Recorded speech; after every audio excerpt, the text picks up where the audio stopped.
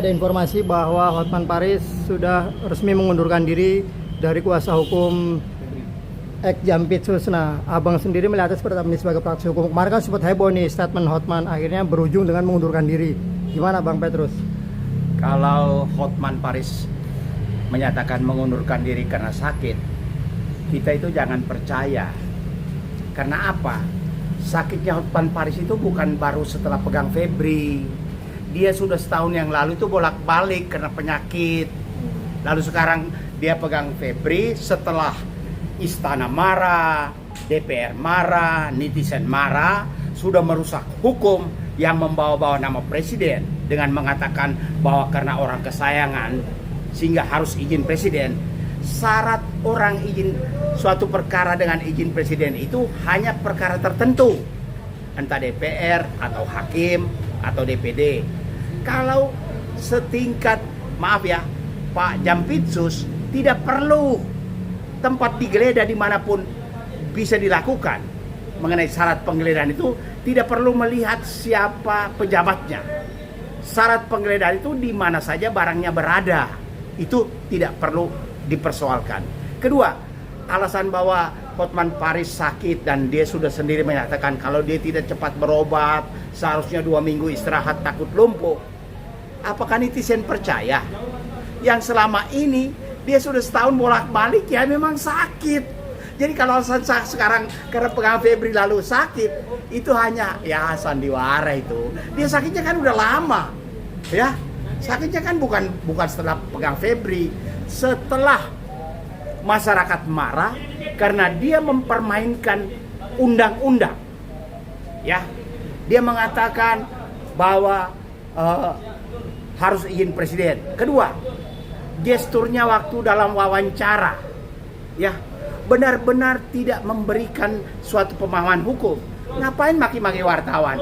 Kalau saya sering diwawancara wartawan, yang pertanyaan saya tidak suka, pasti saya nyengir aja, senyum-senyum saja, saya bilang atau yang benarnya saya belum bisa menjawab. Tapi bukan mengatakan, ya otak lu di mana? Nah, itu kan menghina. Wartawan itu jangan salah. Ada juga yang bergelar S2, dokter juga ada, ya. Jadi kita harus saling menghormati profesi kita masing-masing. Jadi sekali lagi saya mau katakan begini teman-teman. Jangan percaya Hotman Paris mundur karena sakit. Orang sakitnya udah lama kok. Ya. Oke, Bang Petrus melihatnya apakah ada tekanan yang lebih tinggi atau mungkin dari istana yang kecewa dengan statement Hotman yang bawa presiden? Mungkin itu alasannya atau gimana? Begini, kalau soal istana kecewa, apalagi seorang presiden, Pak Prabowo, yang dia selalu sebut-sebut nama dia, saya hanya mau kasih gambaran. Saya sering membela tokoh, para pesohor, tapi ada semacam komitmen bahwa ketika saya memegang perkaranya, baik perkaranya sedang berjalan atau sudah berakhir, orang atau tokoh itu tidak boleh muncul bahwa dia ada kasus. Itu di mana-mana. Ini soal etik. Masa kita membela orang hebat seperti presiden lalu kita siarkan bahwa saya pengacaranya? Saya kira kliennya pasti marah. Ini bertolak dari pengalaman saya. Saya membela beberapa tokoh. Ketika proses itu berjalan, kami ada komitmen. Bahkan tertulis kira-kira begini. Baik perkara sedang berjalan atau nanti sudah selesai, perkara yang ditangani oleh saudara tidak boleh dipublikasikan dengan cara apapun kecuali atas nama proses hukum, misalnya proses penyidikan. Itu baru muncul. Tapi kalau belum apa-apa, ini orang kesayangan presiden, saya membela presiden selama 25 tahun. Pertanyaannya, apakah Pak Prabowo itu hidupnya dalam berperkara 25 tahun? Orang berperkara 25 tahun mana ada?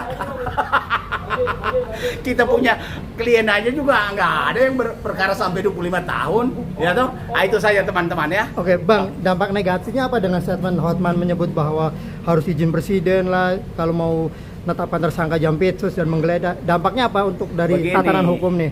Bukan soal dampak hukumnya, membuktikan bahwa Hotman Paris itu tidak membaca pasal-pasal bahwa penetapan seorang tersangka harus izin presiden. Siapa saja yang menyandang status tersangka tidak ada urusan dengan presiden. Kalau yang berurusan dengan presiden, persetujuan itu dalam subjek-subjek hukum tertentu. Hakim kah, Jaksa Agung kah, DPR. Ini yang biasa-biasa itu nggak perlu. Jadi mungkin pertama dia hanya ingin mau menjelaskan kepada masyarakat bahwa ini loh yang saya bela orang kesayangan presiden.